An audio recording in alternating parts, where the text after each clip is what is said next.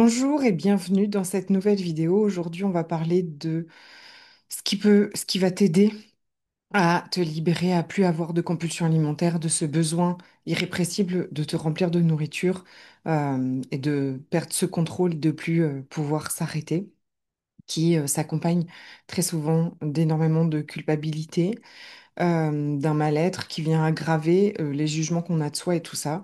Je suis Séverine, je suis coach et je me suis libérée de 40 ans, presque, de compulsion alimentaire et de rapport à la nourriture très, très conflictuel, très en lutte. Et je partage avec toi comment retrouver la paix, pardon, avec la nourriture, avec ton corps, avec ton poids. Donc, première chose, reste jusqu'à la fin parce que la dernière chose que je vais te partager va sûrement être celle qui va le plus te surprendre, mais qui pourtant est peut-être la plus importante. La première chose pour arrêter d'avoir des compulsions alimentaires, c'est d'arrêter de s'interdire des aliments. Et je sais que ça fait super peur. Surtout si, comme moi, tu as fait tous les régimes de la Terre, ça fait des années que tu essayes de perdre du poids avec les régimes, et que là, quand on te dit arrête de t'interdire quelque chose, ça fait très peur. Parce que on a vraiment cette impression que du coup, on va manger n'importe quoi. Du coup, ça va être du grand n'importe quoi et on va manger tout et n'importe quoi. Pourtant, c'est tout l'inverse. Et je sais que ça paraît contre-intuitif alors que absolument pas. À chaque fois qu'on se restreint, à chaque fois que tu t'interdis des choses, en fait, ça vient déclencher le mode survie pour ton cerveau. Plus tu vas te restreindre et plus tu vas t'interdire des trucs et plus ça va donner une tension à l'intérieur de toi. Ça va créer comme une obsession, en fait, à faire ce truc interdit. Tu vois, il y a toute une contraction autour de la nourriture, autour de ces trucs qui sont interdits, qui en font, qui créent comme ça une tension, quelque chose vraiment énergétiquement, tu vois, il y a une accroche dessus. Et toute cette tension, elle finit toujours par créer comme... C'est obligé en fait, c'est physiologique, d'accord? Quand on est dans une contraction, contraction, contraction, ça va finir par devoir se lâcher. Et c'est ça, hein, la compulsion alimentaire. Donc, pardon, les interdictions vont déclencher, je te l'ai dit, ce mode survie.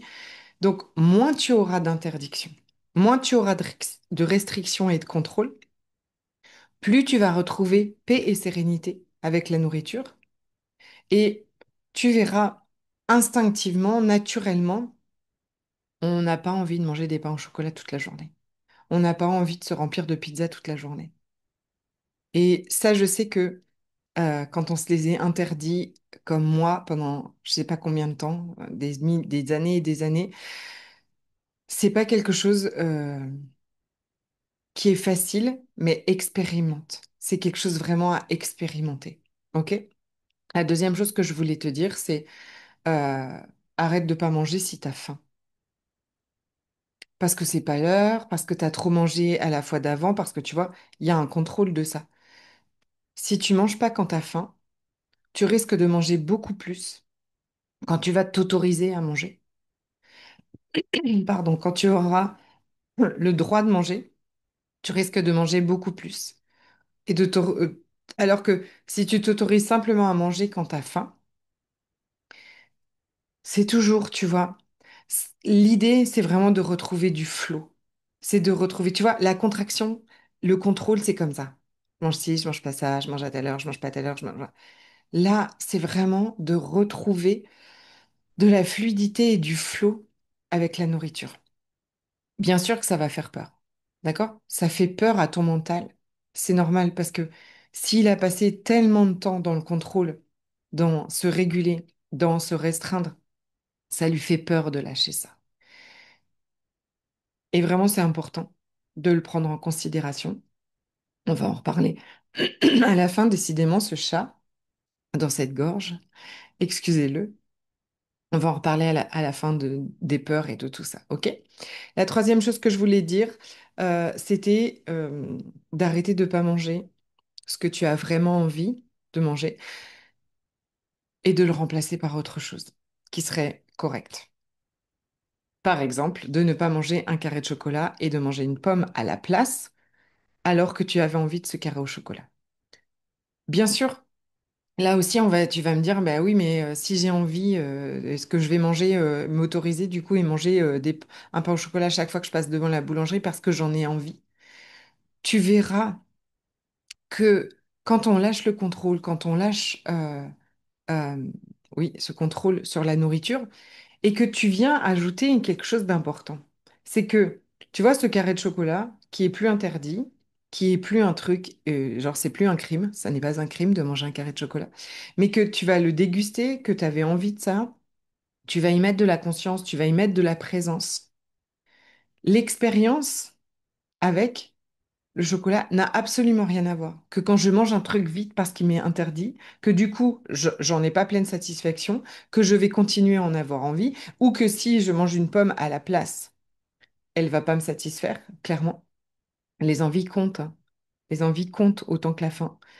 Et je vais finir en fait par manger une pomme, un yaourt, nanana, pour finir par manger peut-être la tablette entière de chocolat. Du coup, dans l'idée, c'est d'ajouter de la conscience, d'ajouter de la présence quand on n'est plus dans cet interdit. Et tu vas voir que moins tu auras de pression, moins il y aura de compulsion. Moins il y a de pression, moins il y a de compulsion. Et ça marche avec tout. OK? Une quatrième chose, vérifie, donc sans tomber dans je dois et il faut et nanana, d'accord? Je veux juste t'inviter à vérifier, est-ce que tu manges assez de protéines? Est-ce que tu manges des protéines à chaque repas? Euh, et des fibres, donc des légumes, parce que clairement ça va aider. Ça va aider au rassasiement, ça va aider à se sentir rassasié. C'est pas non plus, s'il y en a pas un repas que c'est enfin voilà, que c'est la fête ou je sais pas, enfin, ou que tu manges à l'extérieur, c'est pas un problème, d'accord? C'est pas une obligation et c'est pas un contrôle, pas du tout. C'est juste à savoir que ça va t'aider, ça va te porter, d'accord?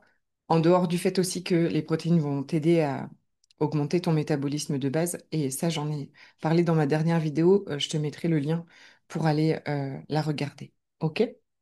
Donc pas d'obsession à la protéine et aux fibres, pas de diabolisation non plus des glucides, qui ne sont pas des sucres rapides, hein, d'accord?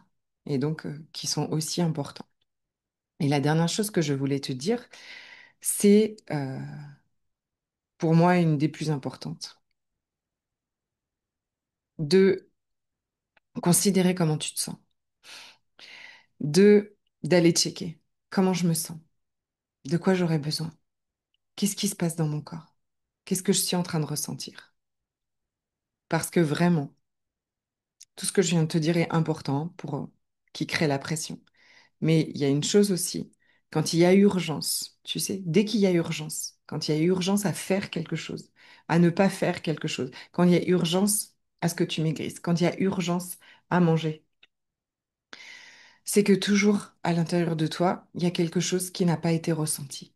Il y a quelque chose que ton mental veut t'empêcher de ressentir parce que pour lui, c'est un danger.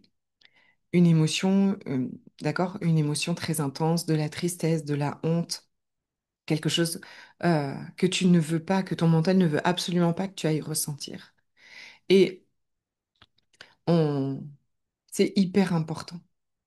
Plus tu vas grandir toute la journée, cette capacité à ressentir ce que tu ressens, à être en sécurité avec ce que tu ressens comme émotion, à laisser circuler ces énergies dans ton corps plutôt que d'essayer de les contenir, moins tu auras besoin d'aller soulager ça avec de la nourriture.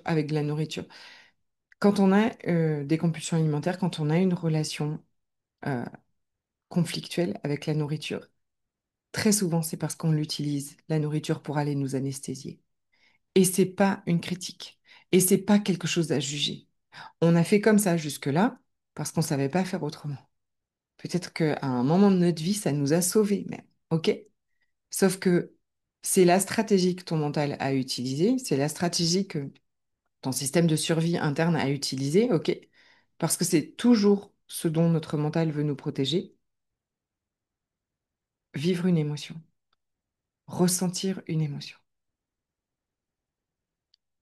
Plus tu vas grandir cette connexion à toi et à ce que tu ressens, te laisser ressentir. ces émotions qui des fois sont enfouies, qui ont été comme, qui n'ont pas été ressenties en fait, moins tu auras besoin de la nourriture. Et ça, on le fait ensemble dans mes accompagnements et mes coachings. Je te souhaite une très belle soirée. On se dit à très vite.